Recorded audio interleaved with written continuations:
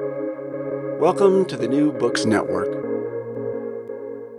Hello, everyone. Welcome to another episode of New Books Network. This is your host, Morteza Hajizadeh from Critical Theory channel.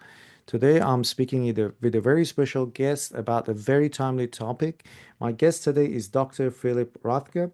Dr. Philip Rathgeb is an associate professor in social policy in the School of Social and Political Science at the University of Edinburgh. He has recently published a book with Oxford University Press. The book is called How the Radical Right Has Changed Capitalism and Welfare in Europe and the US. And the book just came out a few months ago in 2024. Philip, welcome to New Books Network. Thank you very much, Morteza. It's a pleasure to be here. Thank you. It's, as I said in the introduction, it's a very timely topic, and I'm sure many people are interested to know more about this. But before talking about the book, I'm interested to know a little about you, your field of expertise, and why you decided to write a book about how the rise of radical right has changed welfare state in Europe. Yeah, thanks, Morteza, for the kind introduction. So I'm a political scientist by training, and my major areas of research are around comparative political economy. So that is the intersection between politics and markets, or capitalism and democracy. And I have a special focus on labor relations, labor market policy, and the welfare state more generally. And my previous research, or the research with which I started off as part of my PhD thesis, was on labor relations and questions of inequality and precariat. So I want to understand the conditions under which political actors tackle precariat on the labor market. So that was my first research project on which my PhD thesis was based, and the first book I published with Cornell University Press. And within that research, what I discovered was that there's growing working class support for radical right parties, which historically speaking is rather unusual, at least if you take the 20th century and the late 19th century across Western countries, in the sense that working class people, blue collar workers with some variation, predominantly were voting for center-left parties and social democratic parties rather than the radical right. And I observed this in my native Austria, in particular, where I was born and raised, where the radical right Freedom Party, the FPÖ, reached 50% of the blue-collar vote already in the late 1990s. And that attracted my interest. So I was interested, first of all, how these parties would react to their changing electorates. How would they respond to the material demands, the economic demands of these voters? I mean, do they deliver for them? That was my kind of first interest that attracted me towards this topic. And the second one was more of a bit of an anecdote. So I remember back in the mid-2010s, there was this discussion about TTIP, so the transatlantic trade partnership between the United States and the European Union. And the center-left parties, social democratic parties, they were kind of conflicted. I mean, they had cold feet about a few features of it. But overall, with some concessions and compromise, they came around to support it. Whereas Donald Trump came to power, and he pulled out of free trade deals and was most explicit in his rejection of free trade. And he connected it with a protectionist promise, which was to say that free trade it's bad for manufacturing workers in our country, and that's why we're no longer in for this.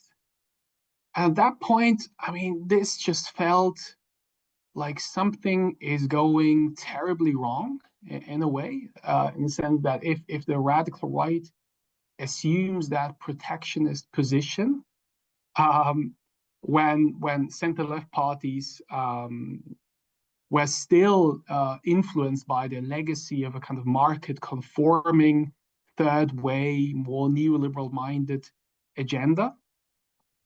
There I could see that this I found intriguing.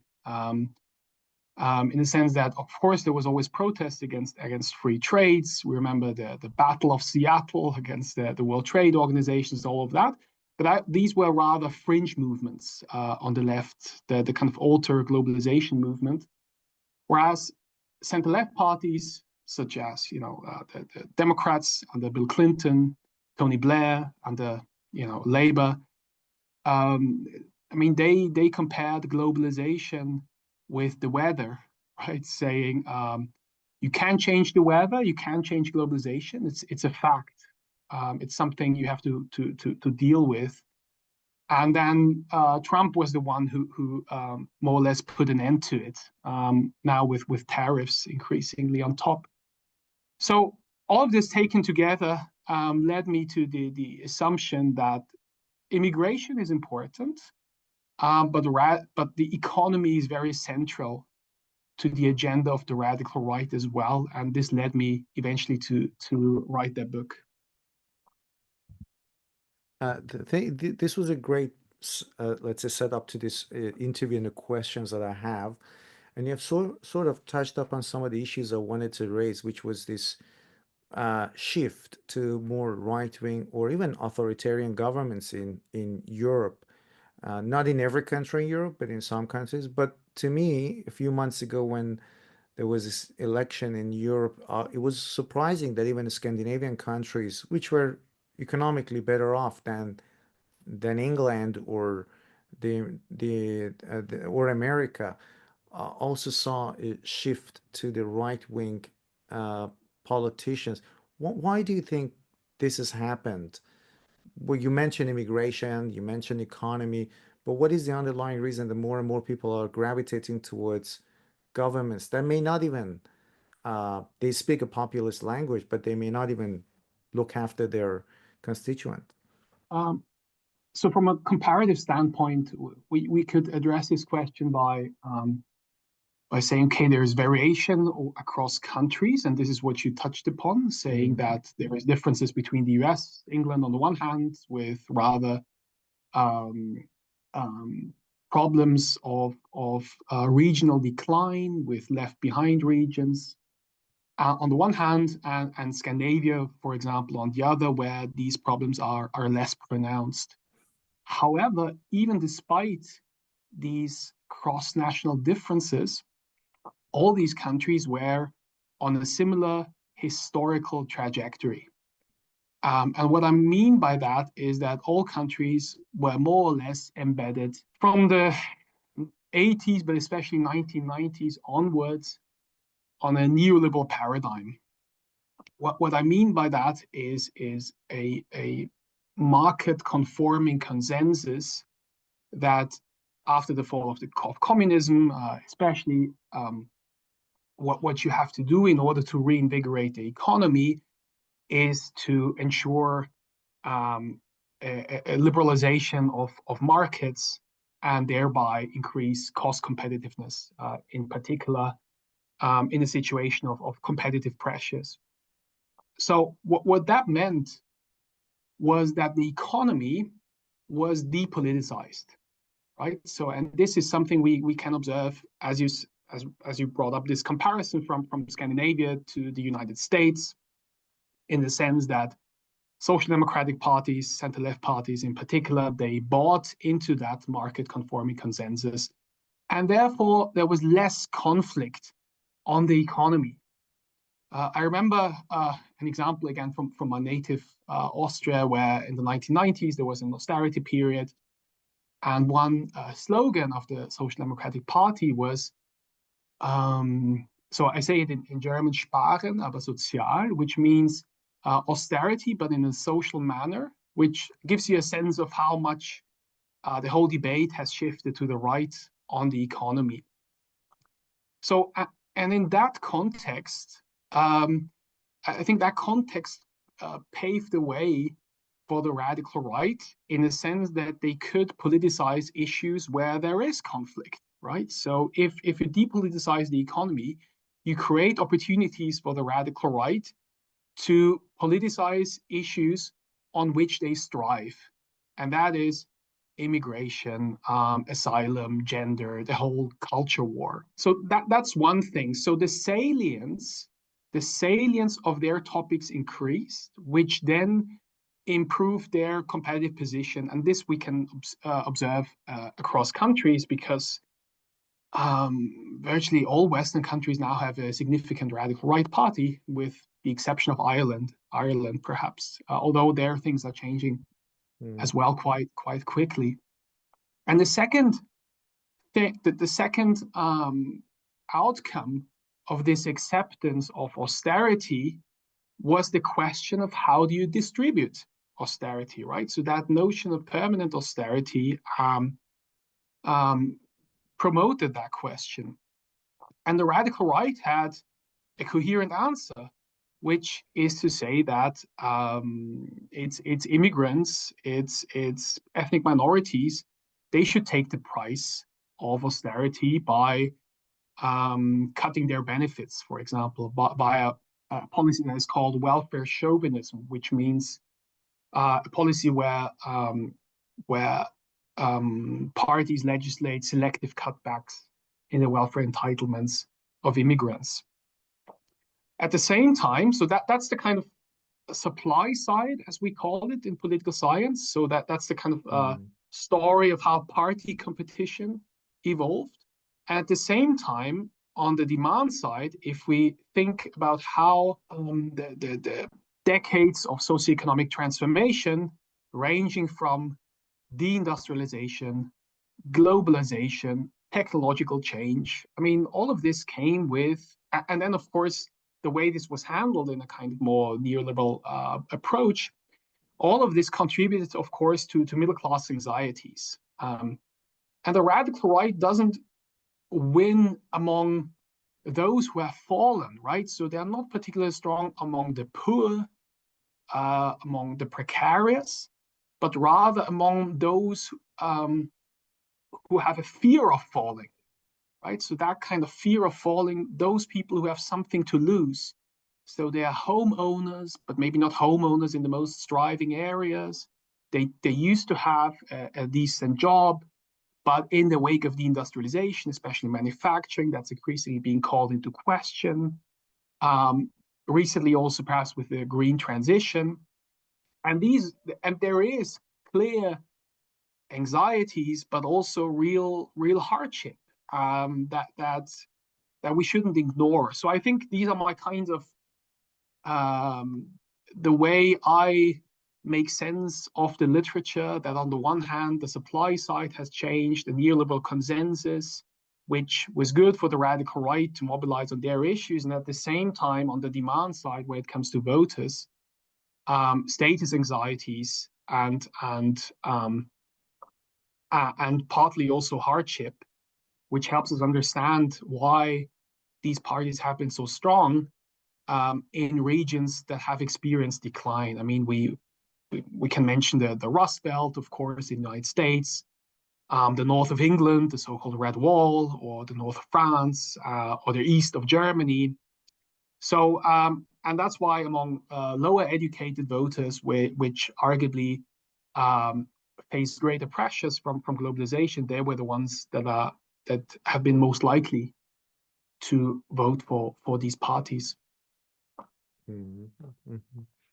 And in your book, you have there's some terminology that and some concept that I'd like you to elaborate on. You argue that the radical right's policies create a binary of economic winners and losers, and then you go on to talk about radical right's selective status protection. Can you talk about who are these winners and losers of radical right's policies, and then, as a result of that, what is that selective status protection that they put in place in terms of welfare programs? Yes. So first of all, that distinction between winners and losers is also a way of putting a critical light on the populist narrative that these parties represent, quote unquote, the people, which would suggest that everyone benefits, right? So that there are no winners and losers. at least the way they define the people, which excludes immigrants, of course. But as a political economist, as a welfare state researcher, I'm mindful of the distributive implications of economic policies. And if you're in power, and that's perfectly legitimate, you make distributive choices that are structured along class, race, and gender. And that's why I was focusing on that distinction, and I try to, for the sake of the argument, make that kind of rigid distinction between winners and losers, even though in reality things are more complicated. But when it comes to the winners and the concept of selective status protection I introduce in the book, it basically refers to a selective protectionist promise legislated especially via social policy and welfare state reform for a group of workers that used to be the dominant social groups in the 20th century. So I hereby refer to so-called labor market insiders. So that's a term that originated from labor economics, but it's also in political science quite prominent these days. So it means workers, employees with relatively long and uninterrupted employment biographies, right? So that the people in the core workforce are also male breadwinners, right? So, and what can you do for these groups of voters in particular? Well, you can introduce policies, social policies and protections that require a long contribution record, a long employment record. For example, take early retirement. So that's something European radical right parties have been advocating for. If you work for 40 years, you are considered hardworking. And thanks to your hard work in the interest of the country, you should be rewarded with generous and early retirement. At the same time, in terms of family policy, you can reinvigorate a more traditional family policy settlement by expanding child benefits and maternity leave without expanding public childcare or increasing the role of men in parental leave regulations, which also addresses and strengthens the position of kind of male breadwinners, something we can observe in Central and Eastern Europe, in particular in Hungary and Poland, something that the Austrian Freedom Party demanded as well, partly the AfD in Germany as well. So a kind of conservative, pro-natalist family policy that inevitably benefits the one who is the dominant breadwinner more, which in practice means men via tax cuts for the person in the household earning more money, and for child benefits on the assumption that families take over care, and that in practice means women. So that re-traditionalization of gender relations is part of that selective status protection for predominantly male native core workers that are kind of an electoral target group of that sort of social policy. The losers, by contrast, are obviously so immigrants and ethnic minorities via a policy of welfare chauvinism I was just referring to, especially dominant in Western Europe, where you have generous welfare states, and therefore the nativist, the nationalist impulse is very much translated into that kind of social policy welfare chauvinism. At the same time, their authoritarian instinct, which is to say that you have to behave, and if you don't behave, you should be punished. And that affects the unemployed and the poor in particular. So we see cutbacks in social assistance, minimum income schemes, as well as unemployment benefits systems when these parties are in power. And finally, another loser I would mention that regard are working women, because since the late 20th century, we've seen a trend towards greater work-family reconciliation policies, or at least they attempt to go in that direction by expanding the public provision of childcare and thereby create more gender equality on the labor market. And that's something that either stagnates under radical right parties or is outright rejected by a more conservative family policy, which is also not in the interest of working women.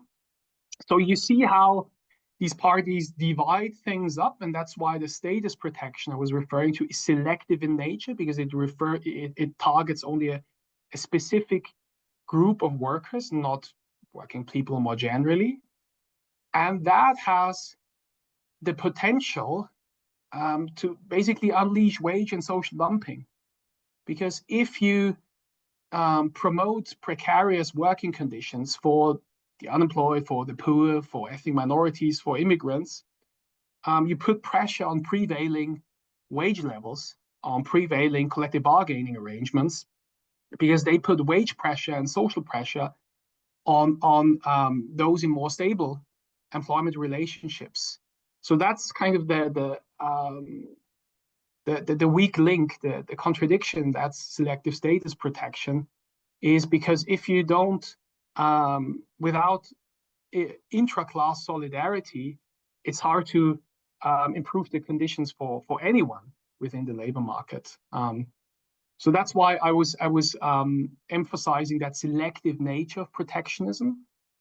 At the same time, so that's one side, the labor side, if you will, and within capital, that's something I haven't looked at in such great detail. It's something I'm curious to do in future research. But what I did find in the Hungarian case and the Polish case as well, and drawing on case study research who have looked at that in greater detail, is that the domestic capital and the domestic bourgeoisie, as Viktor Orban called it, was also an important constituency for them relative to foreign capital, right? In the sense that Orban said he wants to establish a domestic bourgeoisie so that Hungary is no longer that reliant on foreign capital. And you do that by a policy of economic nationalism that discriminates against foreign capital via taxes and regulatory constraints, and thereby building up a loyal base towards his regime.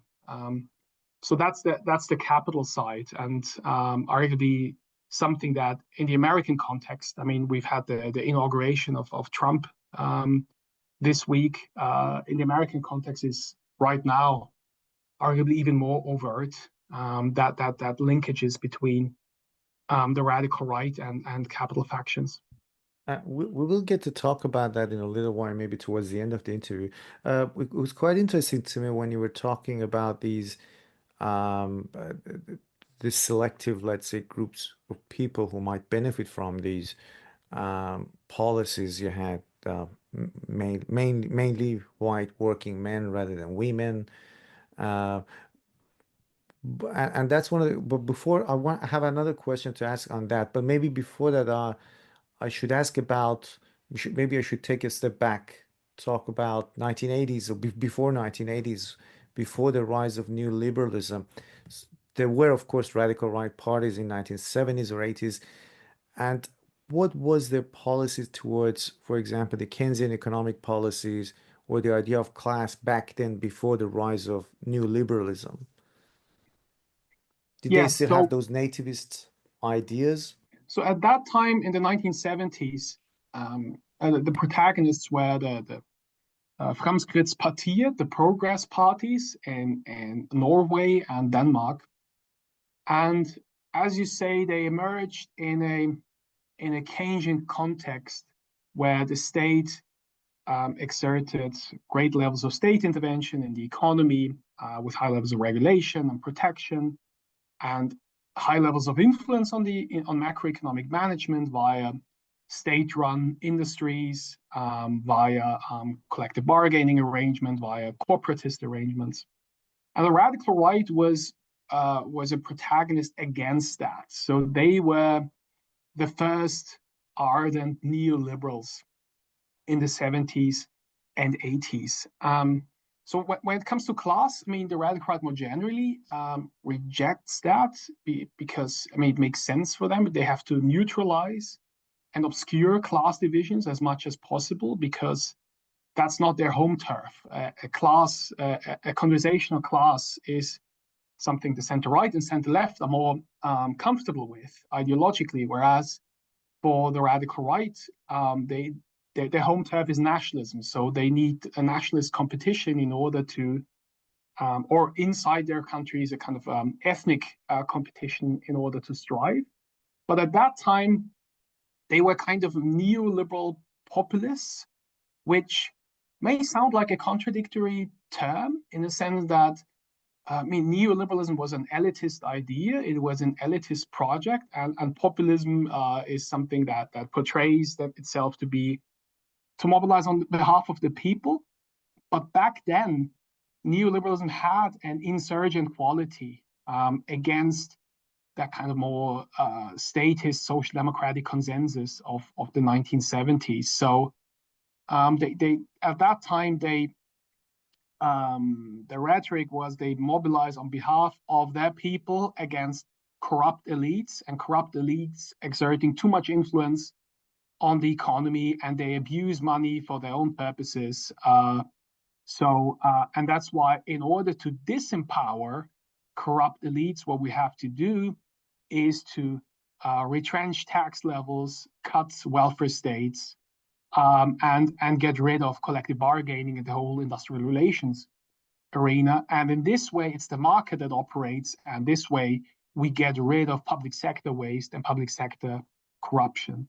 I mean, that's typical among the right, that they see waste and corruption in the public sector, whereas the left more typically sees this in the private sector. But that was their main their narrative at the time. And because Keynesianism did provide the political mainstream with high levels of political influence and power in macroeconomic management. So therefore, that ideological turn, that ideological orientation provided them with a power strategic advantage to overhaul the Keynesian public policy regime from which they felt excluded, right? Because it's center-left and center-right parties that were embedded in these institutions, and radical right parties were excluded. And that's why that was also a power strategic motive behind that rejection of the Keynesian class compromise. And going back to the previous point that I wanted to ask, which was about the demographic of the population that gravitates towards radical right. In your book, you focus on that a lot, I guess. You talk about how most of these policies leave out women, or most of these policies actually benefit working men, single income earner.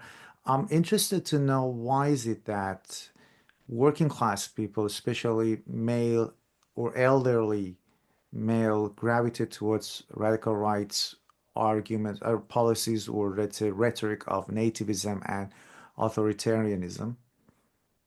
Mm-hmm. Yeah, so maybe one point on the gender dynamic. Yeah. You're right that the policies which they legislated in power, especially family policies, they benefited male breadwinners more, but we are no longer in that kind of 20th century male breadwinner model. Absolutely right. So what they do is they kind of stabilize a kind of one and a half earner model, in the sense that men continue to be in the public sphere in employment, and women should combine care work with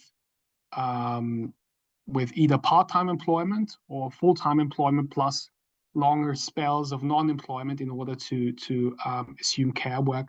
Just maybe that's useful for context and background. And in terms of your question, why the male demographic? I mean, to begin with, it's quite interesting that gender gap is in most recent elections has been closing in some cases, and or at least is no longer that pronounced as it used to be.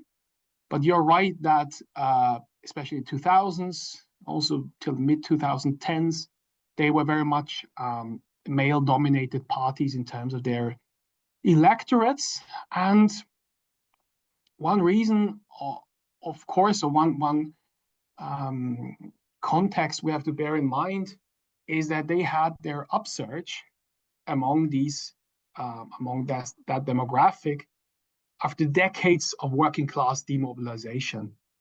So with local clubs, associations, trade unions, but also churches no longer playing a socializing function. So there's no longer a left-wing socialization in working class circles. So all of that retreated, leading, for example, a famous political scientist who spoke about a growing void, a growing disconnect that emerged between political elites and voters, and especially working class voters.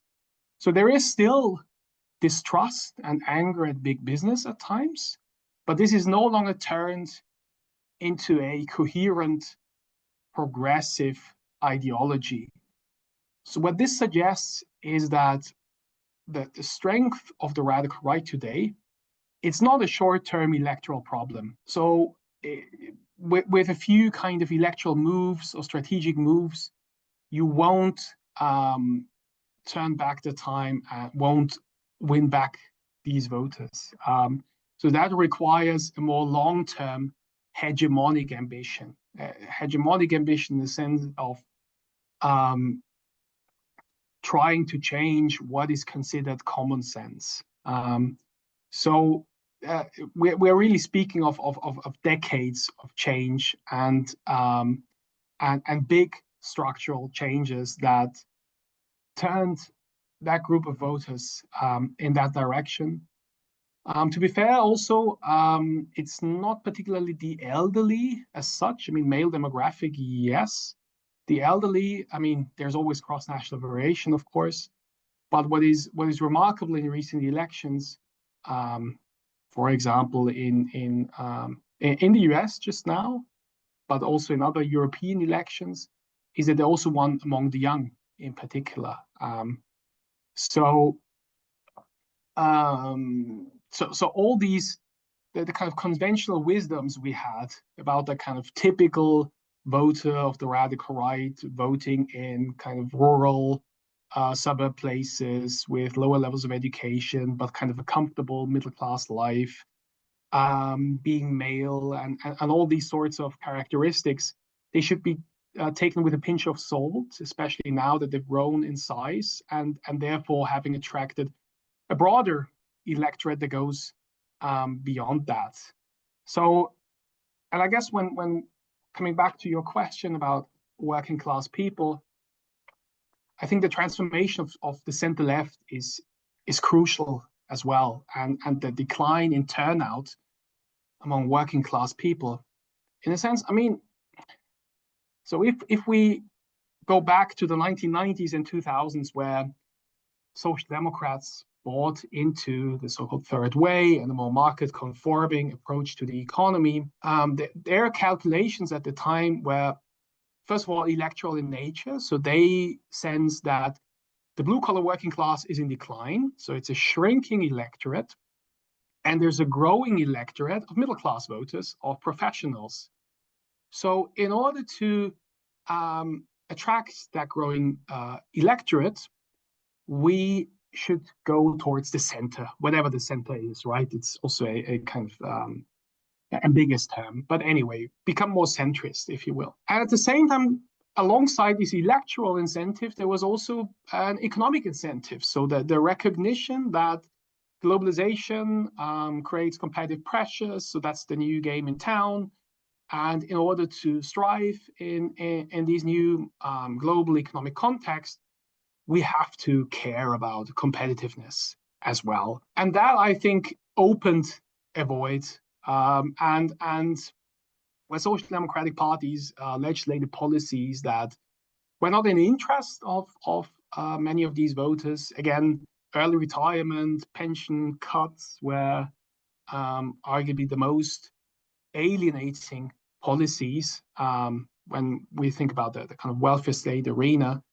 And in that context, in the 1990s, we see that to some extent, in the 1990s at least, blue-collar workers increasingly flocked to far-right parties. And that, of course, became stronger over time, but then they gained more voters from the center-left as opposed to the center-right. So today, there is, at least in proportional representation systems, right?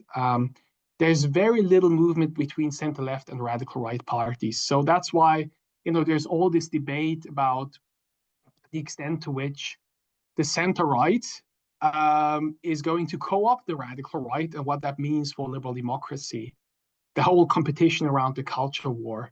But in the 1990s, the far right indeed, especially in Austria, for example, did gain voters from social democratic party.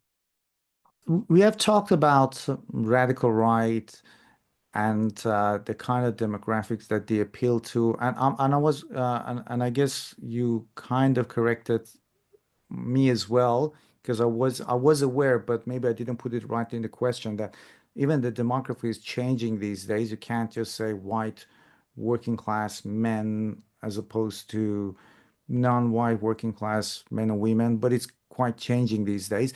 But one question that I have, which I guess is also at the heart of your book, which is about the impact that radical right has on welfare state. The question that I have is, how does radical right manipulate that welfare state in the context to promote their ideas, and the impacts also of globalization on welfare services in Europe? It would be great if we could talk about these topics. Yeah, so the key argument of the book here is that although these parties have similar ideologies of nativism and authoritarianism, they pursue very different economic and social policies. And the reason why this is that, again, although they have similar key constituencies in mind, they operate in vastly different welfare state contexts, and therefore they face different economic challenges, and they have different policy instruments at their disposal to pursue their agenda. So you mentioned globalization. So globalization means the cross-border movement of people, of goods, of services, of capital. And the welfare state context I've been looking at, they've been challenged by that globalization in different ways. And as a result, we also see different reactions to globalizations economically. So, for example, in coming back to Sweden and the Scandinavian countries, so these are countries where you have high levels of immigration and high levels of welfare generosity. So here, the contentious feature of globalization is immigration and welfare chauvinism, right? So because foreign newcomers, they are entitled to generous benefits and services. And here the radical right impulse is to be against that, right? To restrict the boundaries of the welfare state, or the borders of solidarity, if you will. In the US, by contrast, you also have high levels of immigration, but you don't have a Scandinavian-style welfare state.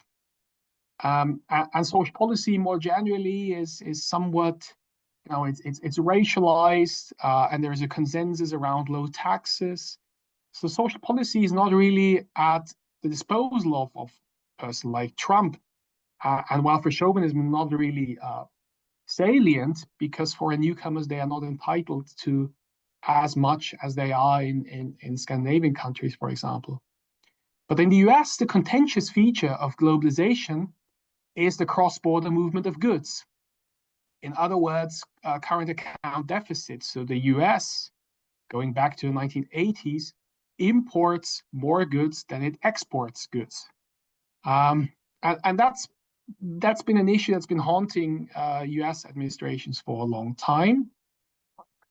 And for Trump, this doesn't have anything to do with the huge financial sector and the huge capital account surpluses the US has, in the sense that The US attracts a lot of capital thanks to Wall Street, thanks to its role in global capital markets. And this also affords high levels of imports, right? So that's the connection. It has to do with the financialized nature of the American political economy. But of course, for Trump, from a kind of nationalist standpoint, you turn this into an agenda of trade protectionism. So here, the US doesn't discriminate against foreign welfare claimants, at least not as saliently as they do in Scandinavia, but against foreign goods, especially Chinese goods, but also European goods, Mexican goods now.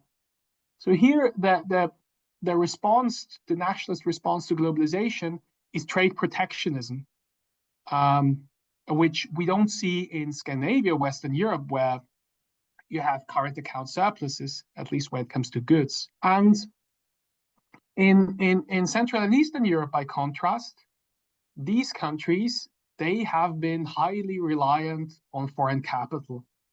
There's a book that came out in the early 2000s that was called Making Capitalism Without Capitalists. And that referred to the post-communist challenge of Central and Eastern European countries, which was to introduce, well, to make capitalism without having a lot of domestic capital left after the fall of communism. So therefore, in that context, the Washington Consensus, which these countries have adopted, was a way of attracting foreign direct investment. So attracting foreign, that is Western capital, in order to grow their economies and make the transition to capitalism work. So here the contentious feature is not the cross-border movement of people so much, because you have low levels of immigration to begin with. It's not the cross-border movement of goods, as in the US, because you no longer have those trade deficits so much. But it's the cross-border movement of capital that came with a strong reliance on foreign companies in areas such as banking, pharmaceuticals, energy, retail. So here the anti-globalist response, anti-globalization response, was economic nationalism. Again, by discriminating against foreign capital in the interest of domestic capital. So you see how these parties, first of all, they are all against globalization, but as their countries are affected by globalization in different ways, they also legislate different policies that are anti-globalization in nature. And this is one way of how I make sense of the variation we can observe, ranging from economic nationalism, welfare chauvinism, and trade protectionism from the radical right. And let's be fair. I mean, these are significant changes. So they do clash with a lot of the consensus and market-conforming consensus we had in these countries. So it's a kind of a nationalist counter-movement, and a counter-movement from the right and not from the left. And of course, this also is still compatible with some neoliberal policies. So as I said before, in their ideology, they have to obscure and neutralize class divisions. And therefore, these are also parties of tax cuts, especially in the American case under Trump, the 2017 tax cut, which predominantly went into the pockets of the top 1%. And that's not a contradiction for them, because their lens, their ideological starting point is more nationalist and nativist in orientation. So they don't think about vertical inequality between the rich and the poor. It's about competitions between nation states and how you should respond to globalization in order to embrace America first in the American context. Or in Hungary, Viktor Orban legislated a flat tax as well.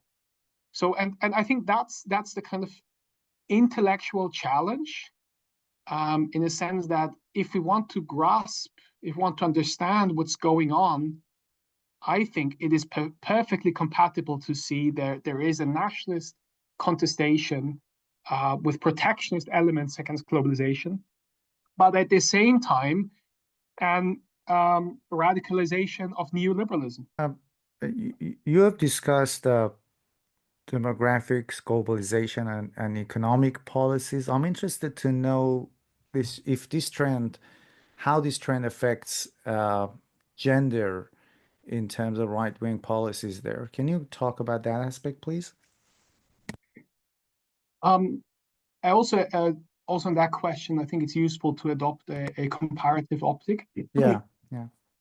In the sense that in Scandinavia, for example, in Northern Europe, you have high levels of gender equality that goes back to 1960s and 70s, really. In these countries where you had labor shortages in the kind of booming years of the so-called golden age of the welfare state, like with high growth, 60s, 70s, Western European countries more generally needed to mobilize labor. They needed more working people in order to fill those labor shortages. And in Scandinavia, what they did was to mobilize female labor. So that's why they expanded public childcare at a very relatively early point in time.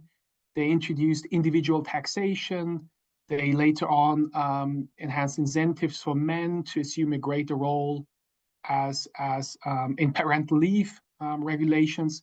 So therefore, the dual earner, dual carer model in Scandinavia is relatively well entrenched. It has high levels of support in public opinion, and this helps us understand why the far right in Northern Europe is not as heavily invested in gender and family policy as it is in Central and Eastern Europe, for example.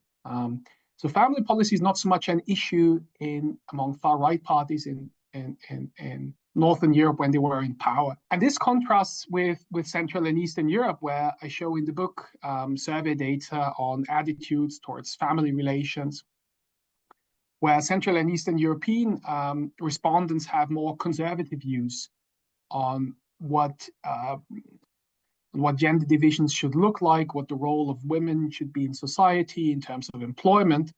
And in that context, it is much easier and much more pertinent and expedient for radical right parties to mobilize on that conservative family policy, which we can see in Poland, with very generous child benefit scheme being introduced by PiS in 2015, or in Hungary via the introduction of generous tax credits for households with children, for families, which always have a kind of a conservative undertone in the sense that they steer families in a more familialist direction when it comes to questions of care. And we see that also in continental Western Europe to some extent, where these parties are still more aligned with the legacy of the male breadwinner model, which is much more pronounced in continental Europe than in Northern Europe.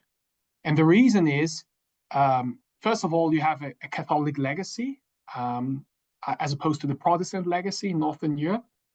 So in the 60s and 70s, whereas Northern European countries mobilized female labor, countries like the German-speaking countries in particular, they mobilized immigrant labor from Turkey, ex-Yugoslavia, in order to sustain and maintain conservative gender relations. So that helps us understand, historically why the male breadwinner model has been conserved for a long time, and this creates a different political context for the radical right. And in the United States, you also have relatively conservative attitudes in the populists, judging from nationwide attitudes. There is huge variation across the US, across regions, across states, of course. But here, of course, Trump was thinking about tax credits and so on.